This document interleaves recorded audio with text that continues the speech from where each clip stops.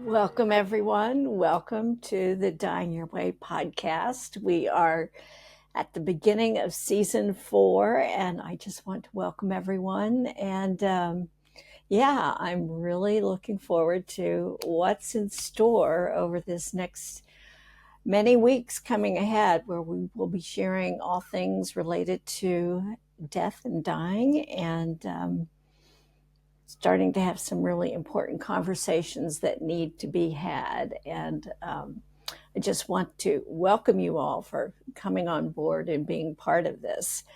So we're kicking off this new season, and I wanted to kind of give you a context for what we've done in the past and what our goals are going forward, and why this space continues to really matter to me is because I see so many people that benefit from having a safe space to come and start having some very difficult conversations and start to become mindful about what they need to think about so they can prepare for their own end-of-life scenario, or to support someone that they love very much that is facing a life-threatening illness. So between seasons, I spent some time reflecting on what we covered and looking at what seemed to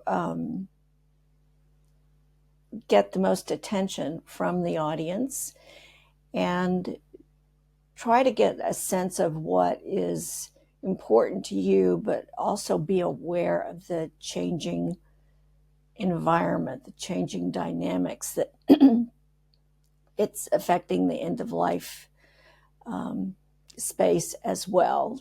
And I wanted to also be really totally honest with myself about what could have been done better. And because of the topics that we discuss, and my ongoing work privately with people and volunteering within my local community, I am continually seeing situations that could be improved upon. And I sometimes have to face some very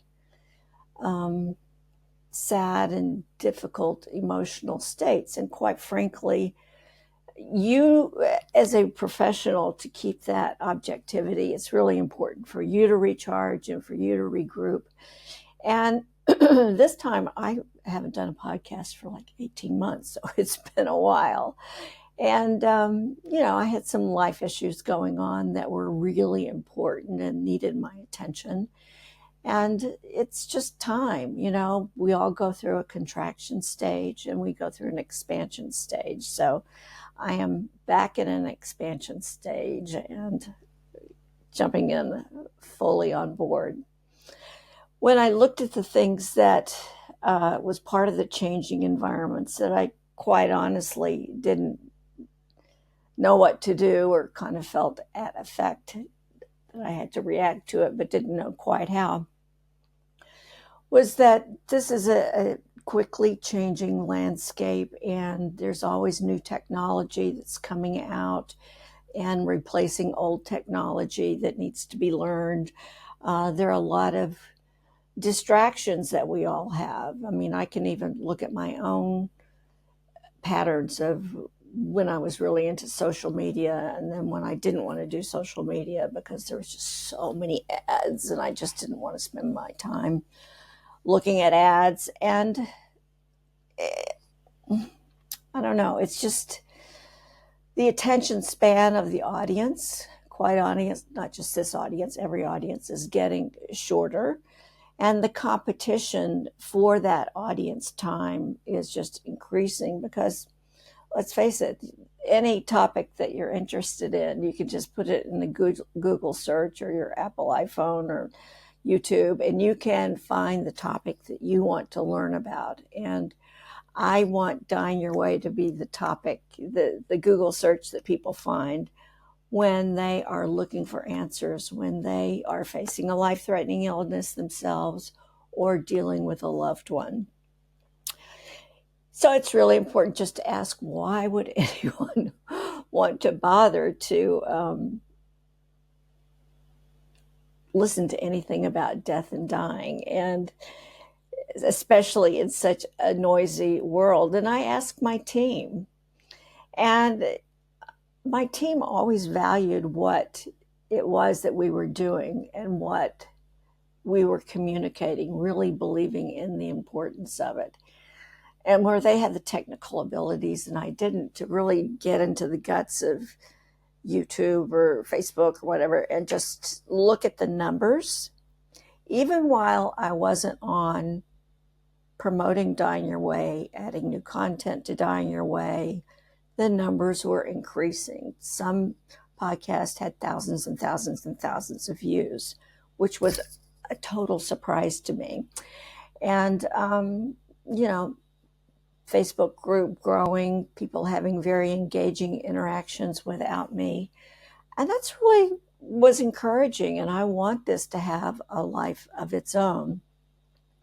So there is proof that this is still very much needed and gave me encouragement to carry on. But before I go any further, for those of you who don't know me, let me introduce myself. My name is Claire O'Berry. I am co-founder of Dying Your Way. I am a certified end-of-life doula, and I am a death literacy trainer. And my personal journey began, like probably many of people in this field, as taking care of my parents. I was in a great job in Northern California. I loved it more than anything. And at that time, in 2005, my mother and my father both started having health issues that really needed to support, and I was their medical power of attorney. So it was just time for me to investigate and see really what was going on. With my mother, she died of Alzheimer's, and my father died of metastatic prostate cancer. So two completely different diseases, two completely different issues to deal with. An interesting side note is that they had been divorced for 30 years. And now both of them are needing me at the same time. And they live 5 hours apart. So going to Texas and trying to handle those issues was problematic. I did want to stay in California if I could. My mother's issues seemed to be more pronounced and pressing. We looked at retirement places in Oakland, and the expense in the Bay Area was just really, she had money set aside for this, but nothing compared to that. And she was already in a really great retirement community with support in Tyler, Texas. And, it was just clear that her money to deal with this was going to go much further in Texas. Long story short, I left my job. I moved back to Texas, and having no idea that that was just going to completely change my life trajectory, and not having any idea what they were going to be looking at and going through. So I like to say that I went from Elder Care 101 to, after 6 years, a PhD in death and dying. So I was really their strongest advocate. And whether it was a car accident in Tyler, or whether it was a hospital emergency in Henrietta, Texas, I was just trying to be all things to all people all the time, and didn't do that well. Well, I did it well, but it was just really hard on me. I remember being in an Alzheimer's support group for mother. I just wanted to get the information that I didn't have. So I thought the Alzheimer's support group would be great. And there was a brochure that the lady leading the group handed out. And I'm, good student, and I'm quickly reading through the brochure ahead of her going through it. And on the back of the brochure, it said that the majority of the caregivers died before the person needing support. And I was like, Earth declare, well, I need to really start taking this seriously and taking care of myself seriously. And there was a piece of land that I was going to inherit from my father. And I just said, look, we're going to make this win-win for everybody. I got a building loan. I built a ADA, American Disability Act approved house on this tract of land, beautiful country in Texas. And, it had the wide hallways, and it had grab bars everywhere and high toilet seats, and I was prepared. And the good thing is that they both, in their own time, died at home and surrounded by loved ones and family, and a lot of support from the hospice team that worked with both of them. And I experienced, and other people saw me experience, my parents go through a good death. You're going to hear that a lot and go, oh, how could that be? Well, there are good deaths, and there are deaths that are absolutely horrible. And what I learned over that period of time, that if you're a strong advocate, if you have good palliative care, if you have conversations with the doctors that are involved, if you have all the paperwork in place, you can really manage a situation so end of life is just not nearly as chaotic or upsetting as it needs to be for the dying person and for the family involved as well. A lot of people started coming to me after they passed away and wanted me to duplicate for them what it was that I did. And I was just honored and happy to do that, And there was, around that time, I came across this term doula, D-O-U-L-A. That was a word that I had never heard of in the terms of death. I mean, I'd certainly heard of a birth doula, and I knew what that was. And it just made complete sense to me that that was a advocation, a profession that was there to support dying people. Since I identified with a lot of the roles and responsibilities that went along with that, and I was doing that without any knowledge about it, I wanted to know what I didn't know. And I started searching, and I had found Deanna Cochran, who was out of Austin. She's an RN hospice nurse who was one of the early pioneers in creating end-of-life programs, training doulas to support people at the end of life. And this was in, I'm going to say, 2015. So my mother died in 2010. So I'd already been doing this, not really knowing, all the ins and outs. And then I started studying with Deanna in 2015 and got my certification through her, but studied with some other great teachers like Suzanne O'Brien and Patty Burgess, and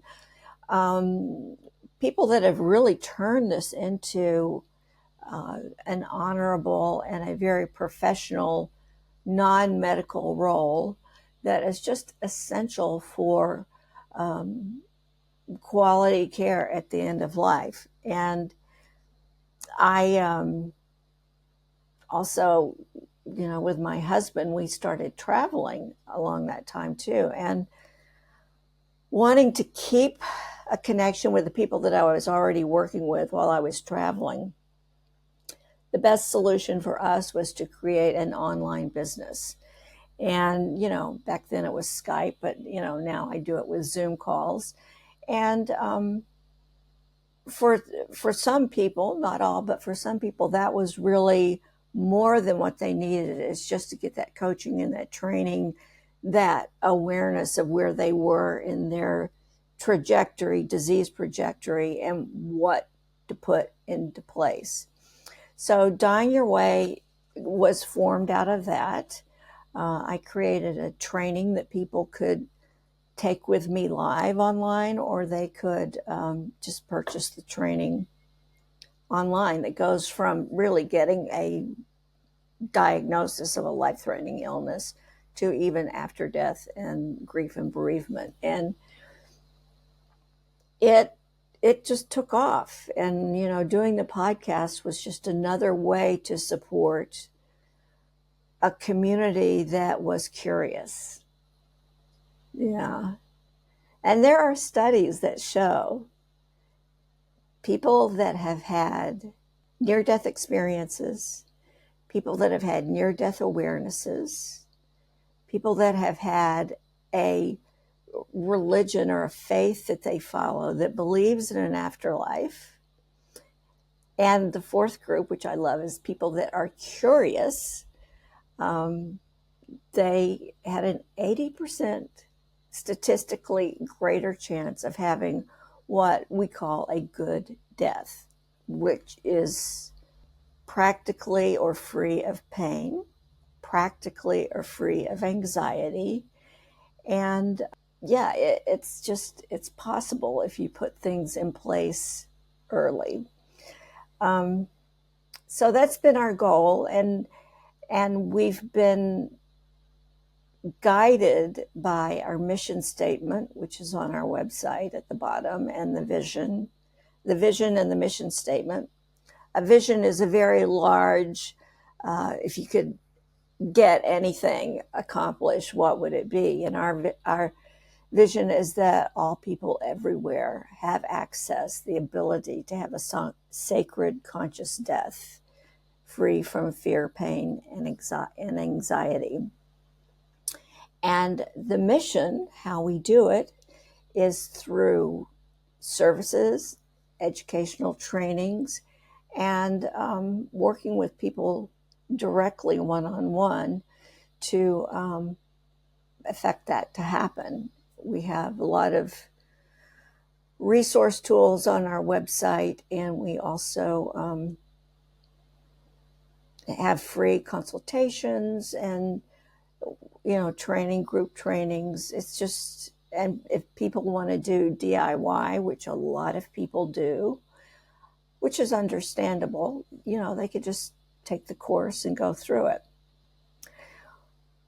The goal of the podcast this year specifically, I want to focus on death literacy and really give snippets of the training so people can think and identify where they are in their journey for end of life. And you may be, in the grief and bereavement stage. So, you don't need to know about having a conversation with a doctor, because you've hopefully been there and done that. And, now you're dealing with grief and bereavement. So you can kind of pick and choose the topics that you need and the time frame that where you are. So I want to reiterate that being a person that's involved with someone's death and dying, if you're the primary caregiver, like I was for both of my parents at the same time, I was their medical power of attorney. I was their power of attorney. I was the executrix for their estate. I was their chauffeur. I was the chef. I was the housekeeper. I mean, the list of roles, goes on and on and on and on. And that's just a lot for one person. And you could easily burn out. So, but more than anything, I just think having someone to be a happy warrior for you, a strong advocate for you, can make all the difference when you don't feel well enough or you don't have the capacity to speak on your own behalf. And we'll focus on the roles and responsibilities through this podcast, maybe look at some divisions of labor and ways to make that easier. I really want to create a safe space. I always do that. It's really important to have a safe space to land and just get the ball rolling, get some initial curiosity going about the importance of death literacy.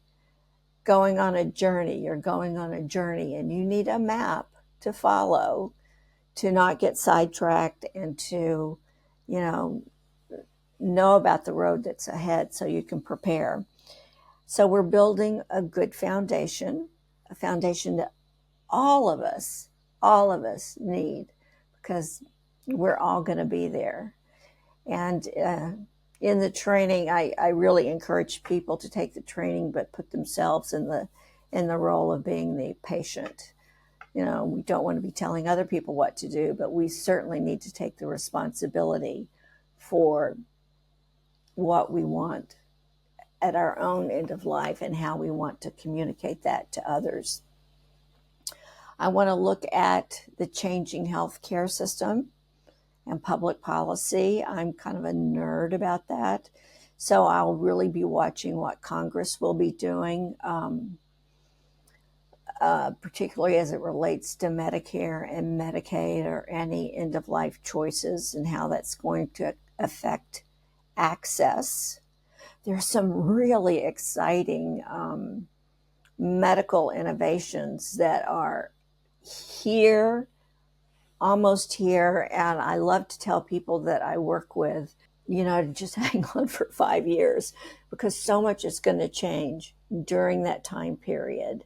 And what used to feel like, a death sentence, there are real possibilities that you may not die of that disease. You may die of something else first, because there are just so many improvements and exciting procedures and therapies and medicines that are happening right now. So we'll be looking at that. I'm going to have some fantastic guests that come on that are leaders or practitioners in some sort, individuals that have very powerful stories.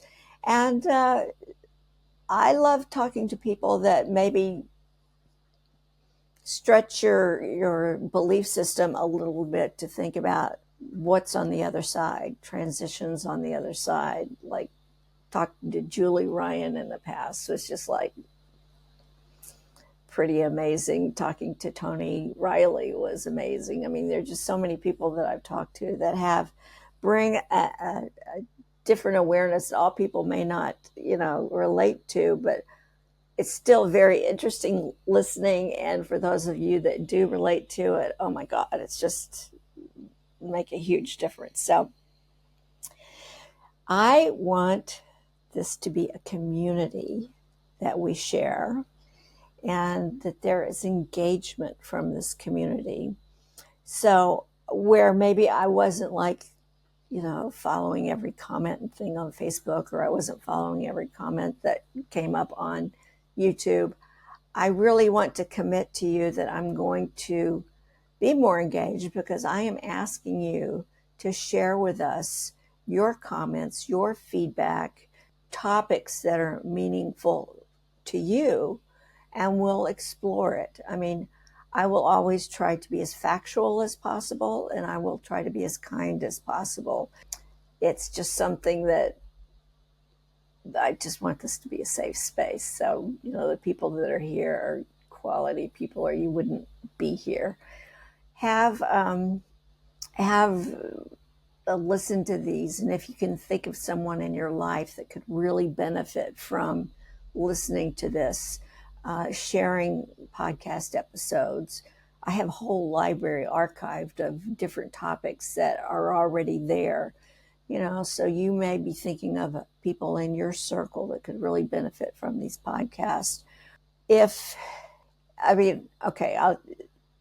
There's an algorithm that we all know about. I mean, I hate it, but the more that people like, the more that people subscribe, the more that people share, the more that people comment, that pumps up the algorithm. The algorithm gets pumped up, and more people are seeing this kind of content. So if it's interesting to you, this is just an introduction. When we have, guests and other specific topics, it won't be just me introducing myself, which is what I'm doing right now. And saying, hey, I'm back and I'm happy to be here. So I just want to see you guys engage, and I hope that you will grow from this experience. I know I have with every person that I've interviewed. And, as we are looking at these issues, just kind of hug yourself real close, hug your loved ones close. And yeah, we're building a foundation together. So we want quality of life at the end of life. That's what we're going for. So that's it for this episode, introductory episode. And thank you so much for being here. And we'll see you next week. Bye.